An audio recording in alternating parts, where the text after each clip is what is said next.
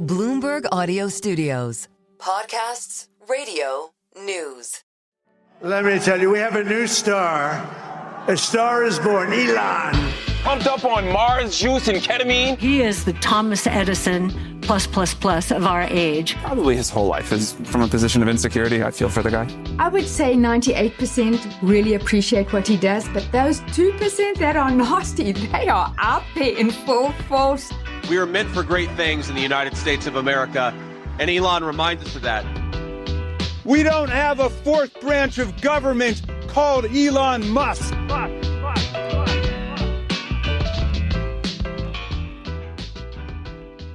Welcome to Elon Inc., Bloomberg's weekly podcast about Elon Musk. It's Tuesday, March 25th. I'm your host, David Papadopoulos. This week, we're talking about a place that doesn't usually come up on the show, Wisconsin, where Elon's PAC is pouring millions of dollars into the state Supreme Court race. Now, the campaign has become a key early test of the electorate's mood in the wake of the 2024 vote, and Elon is using a very similar playbook to the one he used then, but will it work this time? And then we'll talk Tesla with Ted Mann, an analyst at Bloomberg Intelligence. After cratering for a week, the stock has finally started to bounce back, and Mann believes there's a much-needed rebound coming in the company's sales. But joining me now to talk Wisconsin politics is another man, Ted Mann, a reporter in our Washington bureau. Hello, Ted. Hi. Thanks for having me. And, of course, we have our regulars, Max Chafkin and Dana Hall. Max, hello, sir. Hello, David. Dana, how are you? I'm good. Excellent. Okay, Ted. So, I have a longstanding policy of not following Wisconsin Supreme Court race votes closely. So this is just for decades. This has been a policy of mine, dating back to like the 80s. What do you have against Wisconsin jurisprudence? So tell me and our listeners what we need to know about this race. I mean, the main thing you need to know about the Wisconsin Supreme Court race on the elections on April 1st is that it is already the most expensive judicial election in the history of the United States. Really? More than $73 million has been spent, and the biggest spender in that 73 is Elon Musk. He's given Brennan Center, I think, has more than $14 million to various groups who are putting money behind the Republican, Brad Schimmel, who is trying to defeat the Democrat, Susan Crawford. That would give conservatives a majority on the Wisconsin Supreme Court.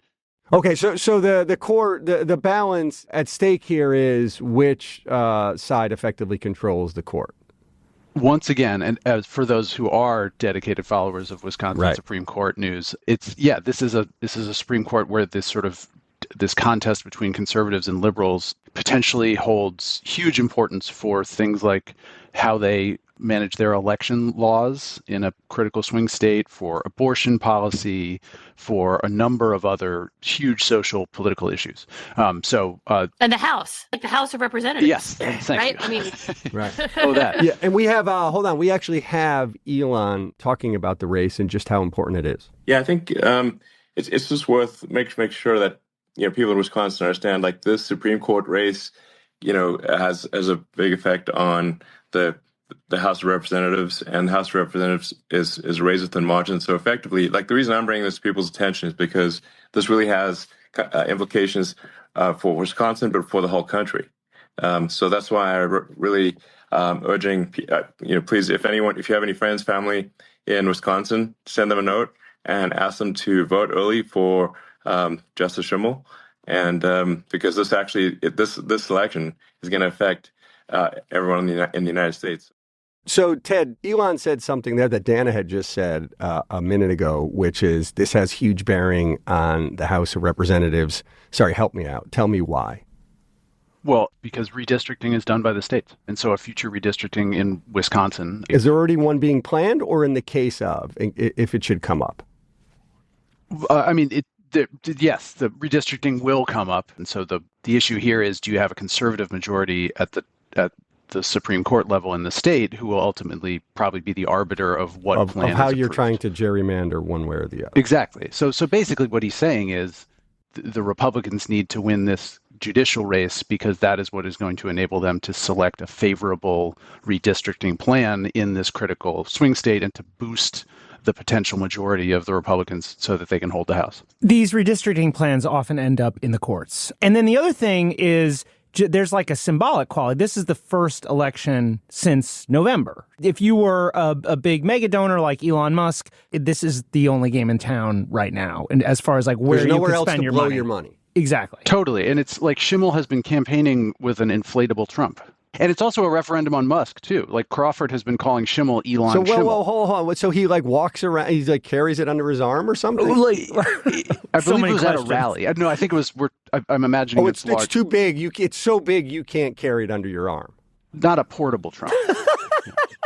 Thank God. It's also super interesting because Trump is not on the ballot.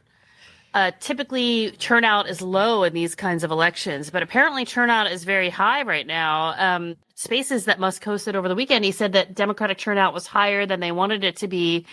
And this is, to Ted's point, this is really a referendum on Elon. I mean, Elon is now the public face of Doge. He's out there with his chainsaw. Every veteran or person on Social Security or fan of public education or someone who likes their national park system, like now knows that like Elon and Doge are the face of this dismantling of the federal government. And so I think that for Elon, it's a real test of his America PAC and their staying power in these down ballot races. You know, he has said when Trump was running like that his PAC is here to stay, and he's going to be focusing on judicial races and district attorney races. And this is the first big race that we're seeing him wade into. Yeah, I mean, Ted, isn't that the risk here, as Dan is getting at, that in throwing himself into this race as he has, Musk, and throwing this much money at it, maybe the money goes a long way, and maybe it helps you lure some voters your way, but you also unwittingly kind of turn the vote into a referendum on you, Elon Musk, at a time when you're not exactly the most popular person in America. I think that's definitely a risk, although we don't quite know how much voters are going to pay attention to that or how long their memories will be. It's also the case that, as Dan is saying, he's seeing these opportunities to throw a ton of money into a contest that has great political outcomes, where there's going to be tremendous political ramifications. And it is a ton of money. It is the most expensive judicial race ever, but it's also not a lot of money. It's the richest guy in the world, and it's $14 million. It's a rounding error for him, and it's so in a way it's kind of similar to what others have said about him and Trump in the presidential election. Yeah, he spent $250 million or a little shy of that, but that isn't that much to him. And if you look at what it got him, it was a pretty good investment. Isn't that the old expression that it's ultimately kind of depressing how little money for someone as wealthy as these people, to effectively buy a politician? It's just not all that much money. Wisconsin is also super interesting because remember in November, of all the 7 swing states, Trump's margin of victory in Wisconsin was the narrowest. So this is a blue collar state where Trump did not win by a ton, and the Wisconsin Dems are very organized, and they are really making Elon the focus of this campaign. It's not really about Schimmel and Crawford. It's about Elon and his money and oligarchy, like running the race. And, Elon is doing his same playbook. You can sign a petition and get $100 and. Yeah, I have a lot of family in Wisconsin. My mother lives there. My sister-in-law lives there. My wife grew up there. And I got a text from somebody I know well asking me, "Hey, Max, how do I get my $100 from Elon Musk?" They went to you because because of the show. Because of the show, exactly. And the intent, as I understood it from the question, was not to sign it as a committed supporter of Schimmel, but as a thing that was being passed around by bankrupt Elon Musk. Now, I explained that the point of these petitions is to collect emails. So if what you're effectively doing is selling your contact information to Elon Musk for $100. But if you are not likely to vote for Elon Musk-aligned Republicans, then your contact information isn't necessarily worth that much to Elon Musk. Did said individuals get their... I have not followed up, but I will. Their C notes? Okay, we don't know. All right. But it does seem like, this was interesting because during the presidential election, to sign the petition and collect the money, you had to be a registered Republican. This one is open to anyone who is registered in Wisconsin. And so you could imagine this costing a lot of money. I mean, the New York Times reported that America PAC has 500 canvassers in the state. It's a big staff of people. Like, he is going big here. And if the Republican underperforms, I do think that's going to look... this is going to be a test one way or another. If Schimmel does well, we're going to say, like, wow, like this America PAC thing, they weren't just a one-hit wonder. They are capable of doing, effective campaigning. And if it doesn't do well, I'm not sure it's necessarily an indictment of America PAC's ability to campaign, but it does look like, wow, like the Elon Musk brand may be pretty divisive. This might not be the best thing for a candidate in a swing state to be allied with. At this moment right now. Now, Dana, Max says that the PAC, Elon's PAC, is going all in on this. And I guess I wonder if you have any sense at all if he's throwing himself into this. Like, is he sleeping somewhere in Wisconsin? Is he sleeping in the 50-yard line of Lambeau Field? And No. I mean, so far he's basically still been in D.C., although when I checked last night, his plane is now in San Jose. He has not shown up in Wisconsin yet. But the fact that he took time out of his weekend when he was basically traveling with Trump to do this Twitter or this X Spaces with Schimmel for over an hour. I mean, his time is very valuable. He has a huge megaphone. That was a very well-attended Spaces. And just like everyone is always competing for fractions of Elon's time, the fact that he is dedicating time to this race as well as money is significant. He doesn't need to go to Wisconsin himself. Like, I don't know what that would accomplish. Well, I don't know that's true, Dana, because like when, talking in sort of reporting on what was really important in the America PAC thing in Pennsylvania, I do think Elon Musk's presence in the state made a difference. And it does make me wonder. Didn't he spend like weeks at a time there? Yeah, I mean, he did rallies. He, there were quite a few kind of in-person rallies. He's way more polarizing now, though. Yes. I mean, in Pennsylvania in the fall, he was like, he could like bring like the young men who were like Elon interested, but maybe can't not he still bring those? Trump. He doesn't still lure those people. The question is like, and this would be a question even if Elon were not involved. Like Trump, since Trump's rise in the Republican Party, there have been turnout issues when Trump is not on the ballot, and Trump is not on the ballot. So like, do these like voters who feel like a profound, personal connection to Donald Trump and his movement, are they willing to turn out? Well, hence the large inflatable Trump. Yeah, that's why you need the inflatable Trump. That's why the endorsement matters. Even more to the point, like the America PAC mailers say President Donald Trump needs your vote. And they say Susan Crawford is going to stop President Trump's agenda. So to that point, yeah, they're trying to make this, they're trying to put him on the ballot because they feel like that's what will actually drive the turnout and tilt the race.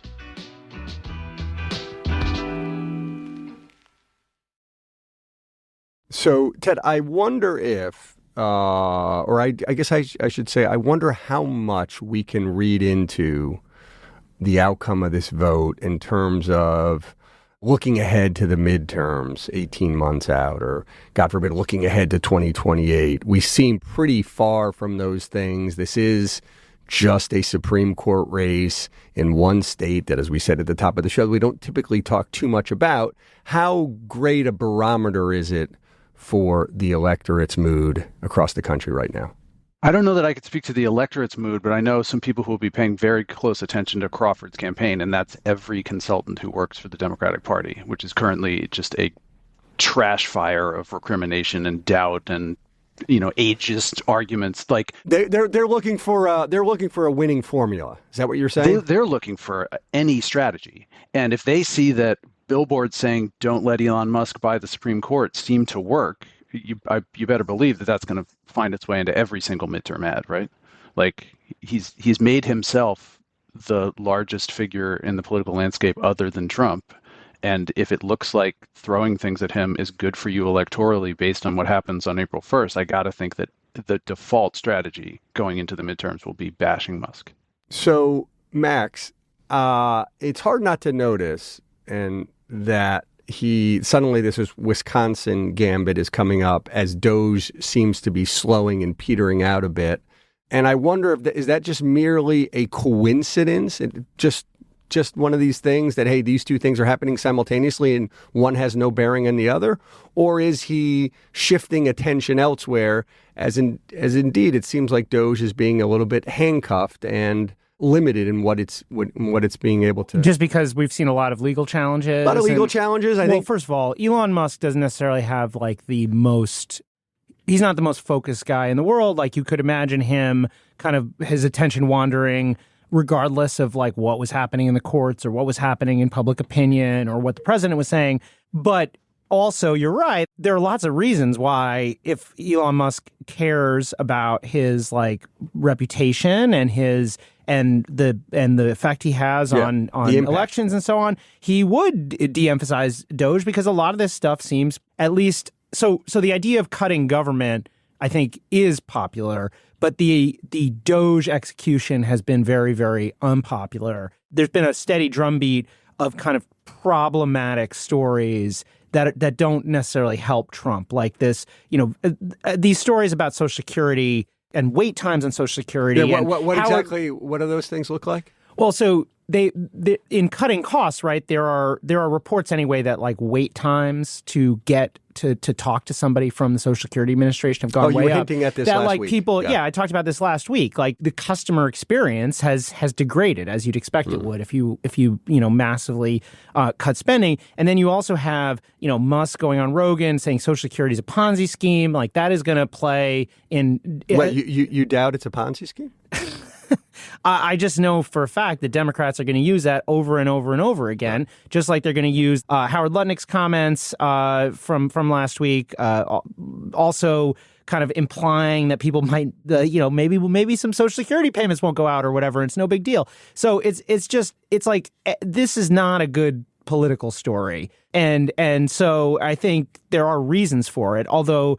I don't know. Like Dana said, Elon had signaled he was going to do this from the jump. We knew he thought America Pact, did well. I think objectively they did accomplish a lot. So in that sense, like, who knows? Maybe he'd be doing this either way. You're saying coming out of November, he was immediately saying, hey, this thing isn't going away. Yeah. We're going to be bigger and badder than ever. Like on election night, even before the results, he was signaling this kind of thing. And since then, he has continued to signal it along with saying he's going to play in the midterms. So again, I think it would be surprising at this point if he pulled out. Although if the Republicans get absolutely shellacked on April 1st, then I think we have to start asking, like, does Elon start to say, like, hey, maybe I didn't want to spend $15 million on petitions or whatever? Could I just to pivot to Doge and the popularity of what they're doing? I think it's absolutely the case that their execution or the sort of immediate effect of the cuts and the sort of disorder that they're sowing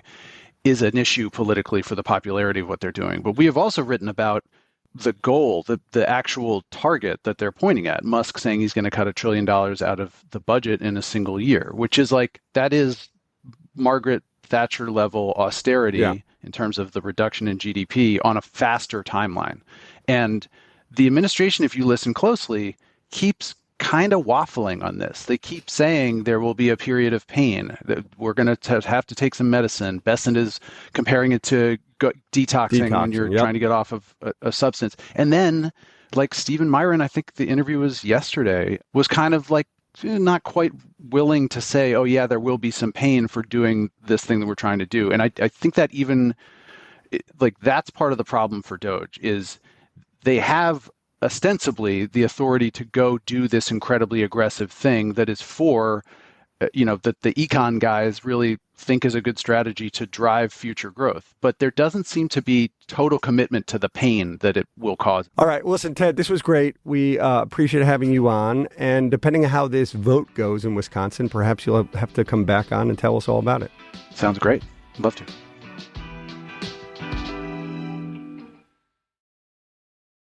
Okay, now we're joined by Steve Mann, an analyst at Bloomberg Intelligence who covers Tesla for us.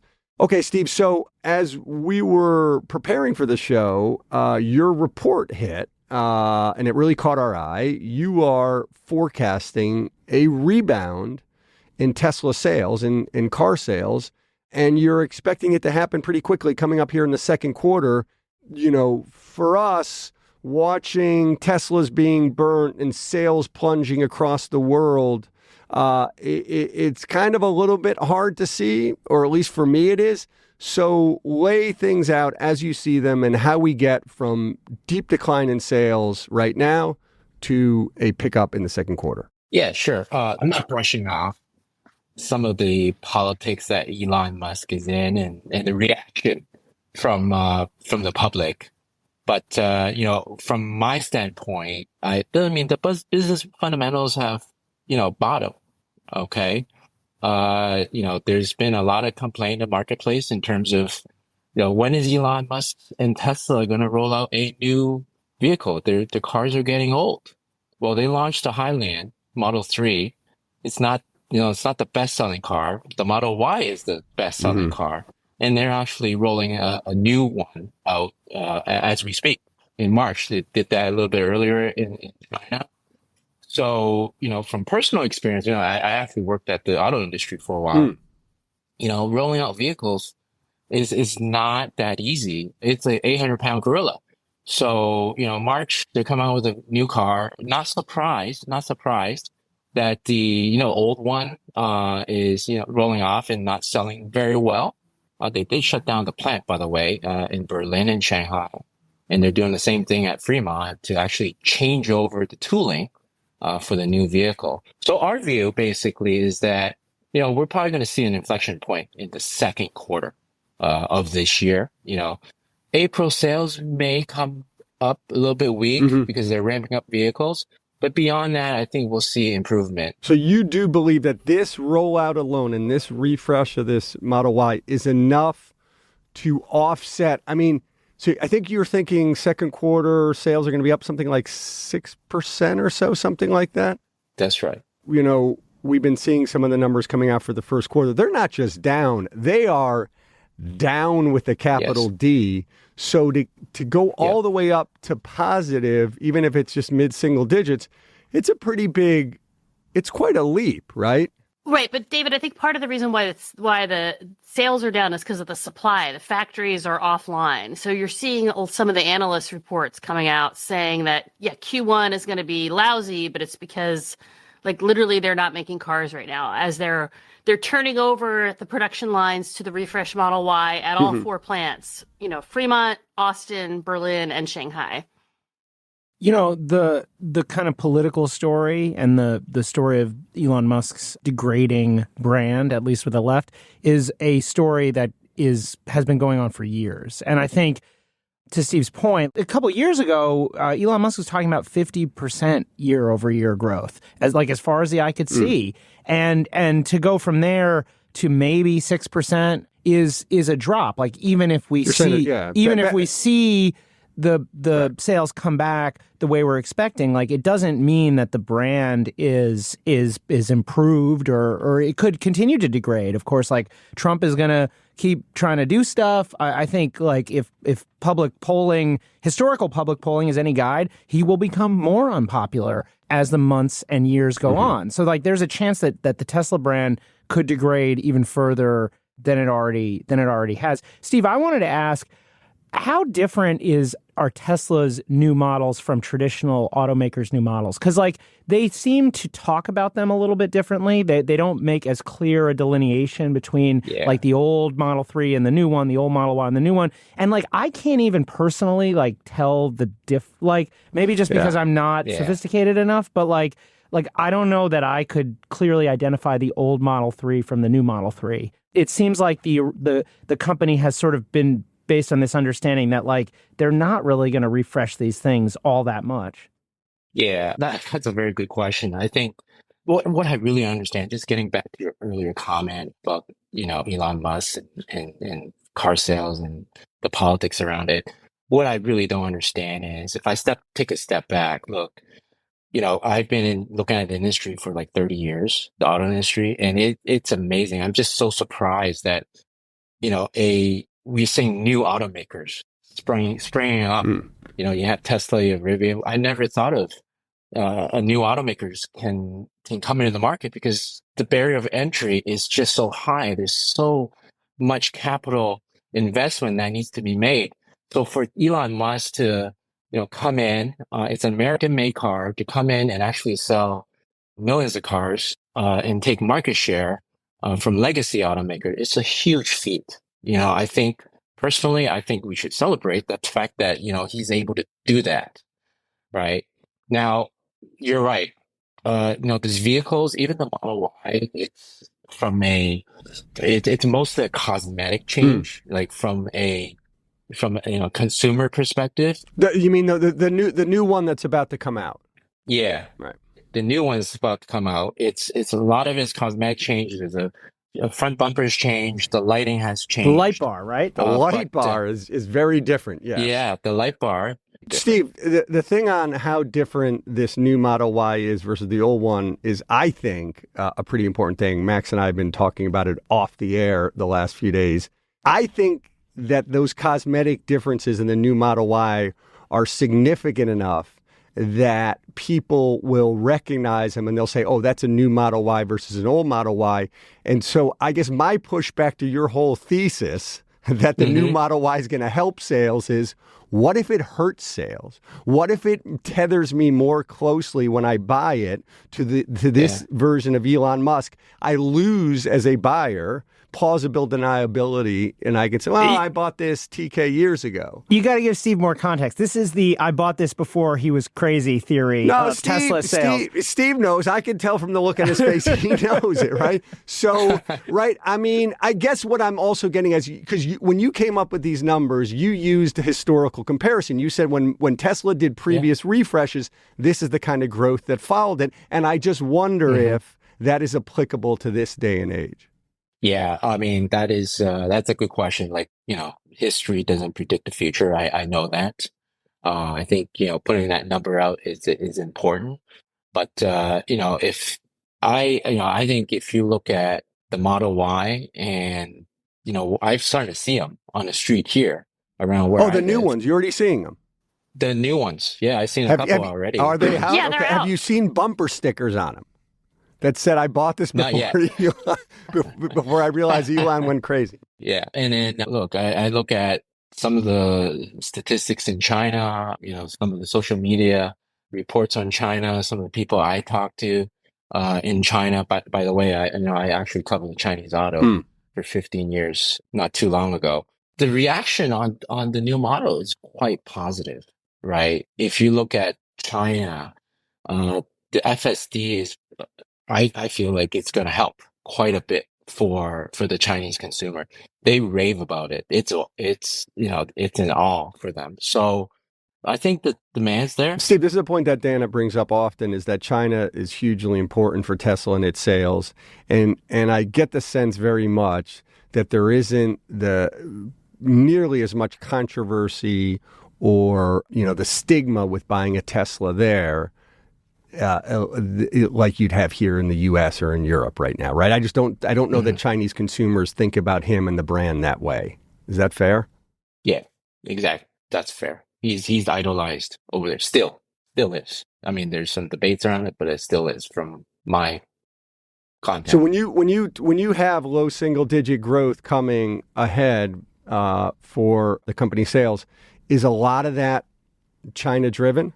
A lot of it is China. It is a lot of China driven. We actually think even in the month of March and April, even in April, we'll probably see year-over-year increase in that marketplace. So a lot of it is driven by China, but we can't forget about Europe. Europe being down, it is a concern. It has been becoming a smaller market for them. But especially, in January and February, sales are down. I think it's mostly contributed by the changeover, the shutdown of Berlin plant. Wait. So just for a second there. So when we see that Europe is down like 40% sales wise in February, you're saying that the vast bulk of that 40% decline is indeed a reflection of the fact that output was shut down and not the fact that buyers don't want these cars. Oh, no, I don't want to say no. I think there's three actually components to it. I think in January, February, the large part of the decline was the model year changeover. But if you look at full year 2024, I think the decline is not necessarily a Model Y. It's not necessarily they're waiting for the Model Y. I think there's a lot of competition from the Chinese over there. Even, with the tariffs that the Europeans are slapping on them, they're still, they still have value for money. And then, there's, consumer spending is weakened over there. Subsidies have gone away. So there is quite a bit of competitive element in Europe, but I still think they'll improve in the coming quarters for Tesla. I think people are just ascribing too much to Elon's politics. And I mean, yes, Elon got very involved in the German election. So surely some of the drop off in German demand was probably because of Elon and politics. But to Steve's point, it's car purchases are impacted by things like tariffs and local incentives and whether you're waiting for the next model to come out. And we just can't ascribe too much to the politics alone. And what's happening is that Tesla is clearing inventory while they're refreshing the Model Y. Now the Model Y is starting to come out. You are going to see a rebound. I'm going to push back on your number. I don't think we're going to see 400,000 in the first quarter. I think that's too high. I think it's going to be way lower than that. I mean, first of all, I think the 400 number is really for the second quarter. It's in the first quarter is going to be way under 350. Okay.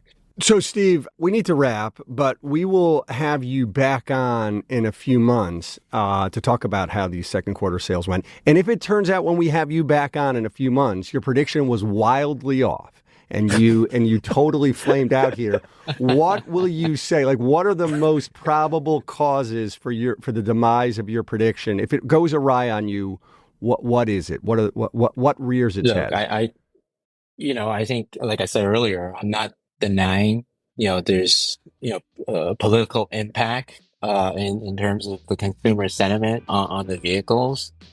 If sales are down, I'll first admit, look, I'm wrong, and we'll move on. And I'll probably talk about the robotaxi in a few months and how great that is.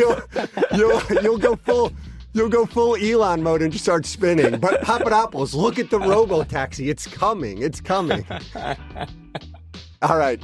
Steve, Max, Dana, thanks for joining. Thank you. Okay, thank you.